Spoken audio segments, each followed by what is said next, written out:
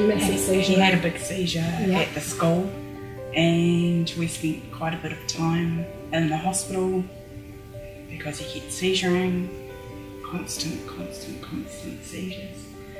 And then we spent quite a bit of time up in Starship where he was diagnosed with Niemann-Pick.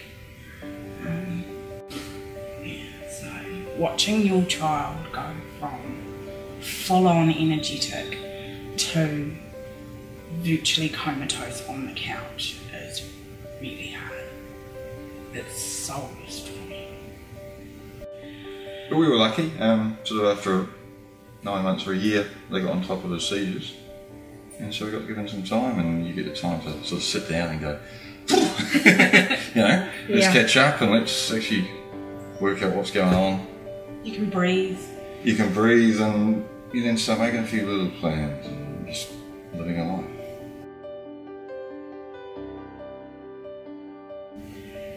Sebastian really loves music, and so why not focus on that? That's a positive, you know. And you stick YouTube on and he'll just start singing.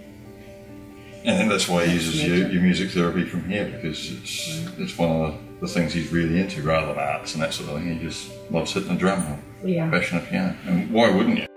One thing we've learned though through this is take photos. Take photos. Always take photos.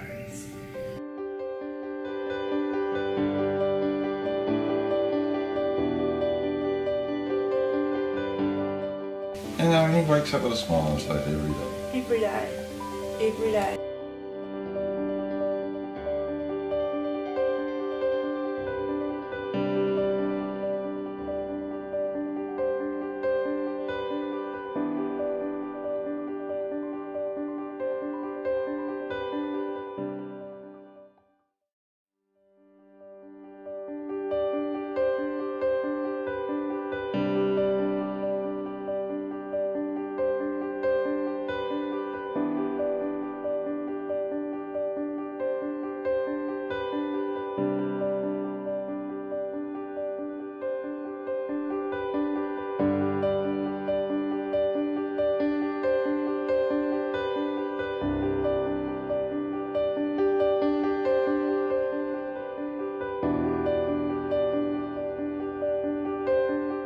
Absolutely terrifying having this little small baby. We had no clue really what to do with her. We didn't know how sick she was. And when she was 10 days old, Jess, one of the Rainbow Place nurses, came into the NICU to meet us and to meet Maeve. And I still remember just the huge wave of relief that flooded over us when Jess walked in the door, sat down and just made us feel normal. We took Maeve home when she was 3 weeks old, just before Christmas time, and hospice has been involved in our daily lives ever since then. Basically, without Rainbow Place and hospice, like, we would have spent our entire life pretty much in hospital with Maeve. And they gave us all the information and support to make those decisions that we wanted to be out of hospital, and we wanted to have Maeve with us and just try and live as much of a normal life as possible with a sick child. So yeah, without them we wouldn't have been able to do that. So yeah, we loved having Maeve with us at home, and yeah, we were able to do as much as we could as like a normal family, or what we think. Our version of normal. Yeah.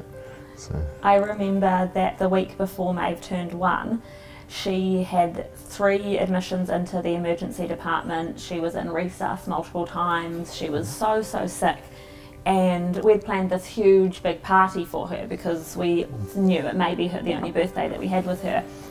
And I was distraught, thinking that she was going to be in the hospital and we were going to cancel the party, and it was going to be all so upsetting. And I remember Jess coming to see us and just saying, "No, you're not going to spend Maeve's birthday in hospital, you're going to be home." And the doctors wanted to admit us, and we knew that there wasn't really anything different that could be done. in the hospital versus us at home. And so having the reassurance that no, we could take her home and we would have all this nursing support and the liaison between Rainbow Place and the doctors gave us the confidence to take her home, and it was amazing.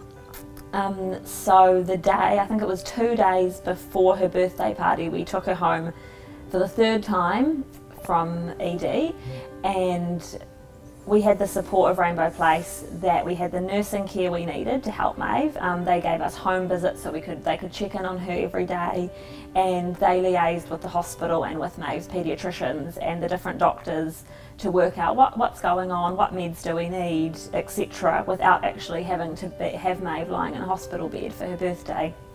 So it was really, really special. We had a massive party for her.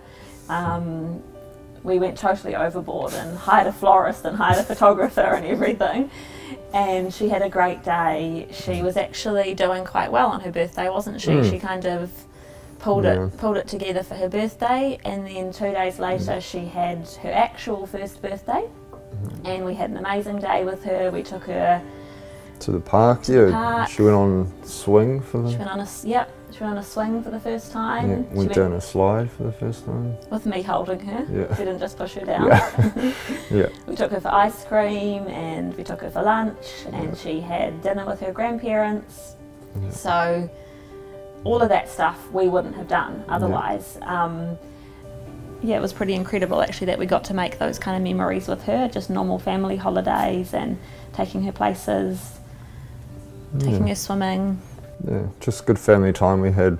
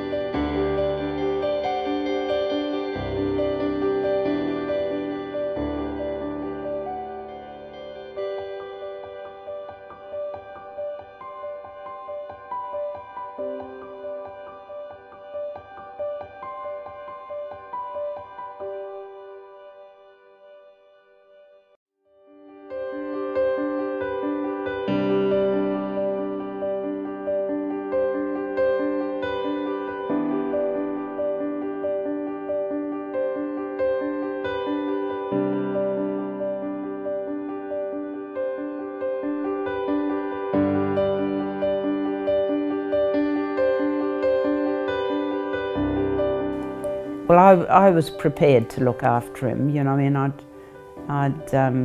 I said, I mean, he didn't want to go in a home or a hospital, and he didn't really. I mean, I know I could have put him in hospice in Hamilton. At the beginning, they said, you know, I could go there, but he just wanted to be here with this beautiful view, and I saw no reason why I shouldn't look after him. And hospice were wonderful. You know, they supplied, I think, the bed and all the necessary things to look after him, which was marvellous. So, you know, they phone up so often and see how I am, and when he was ill, you know, they'd phone up. And as I say, Jenny popped in a lot, which was wonderful. She was just so lovely with him and with me, and you felt as though she was part of your family, you know. I can't really describe, just we looked forward to her coming.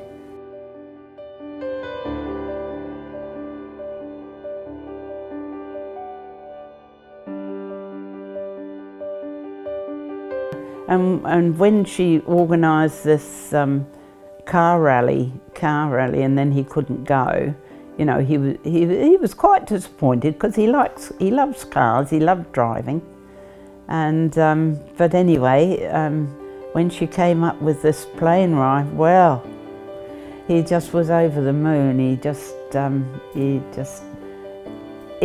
was sick, I mean, he couldn't walk very well. My son and daughter-in-law had to help him into the plane. But when the pilot said to him, "What is your aim, Ted?" And he said to him, "I want to do a belly roll." And apparently he said to Ted, "You know, it could be quite dangerous for you." "I don't care," he said, "I want to do it." And he did it. And it was just fantastic for him, really fantastic. But no, he talked about that. It was just the pinnacle for him. It was wonderful.